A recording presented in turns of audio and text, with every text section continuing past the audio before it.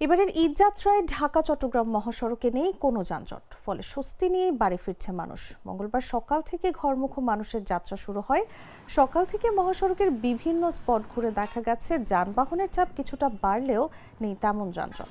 চট্টগ্রাম বন্দর থেকে পণ্য বোঝাই গাড়ির সংখ্যাও কমে গেছে। ঢাকা থেকে চট্টগ্রামমুখী কিছু পণ্যবাহী গাড়ি দেখা গেছে। এদিকে মহাসড়কে যানজট ও চুরি ডাকাতি সহ অপ্রীতিকর ঘটনা এড়াতে পুলিশ দায়িত্ব পালন করছে। চট্টগ্রাম জেলার প্রবেশদ্বার ধুমঘাট ব্রিজ থেকে বড় দ্বারকার হাট পর্যন্ত সীতাকুণ্ড উপজেলার সিটি গেট পর্যন্ত ৬২ কিলোমিটার সড়কে সারা দেশের মতো তৎপর রয়েছে পুলিশ।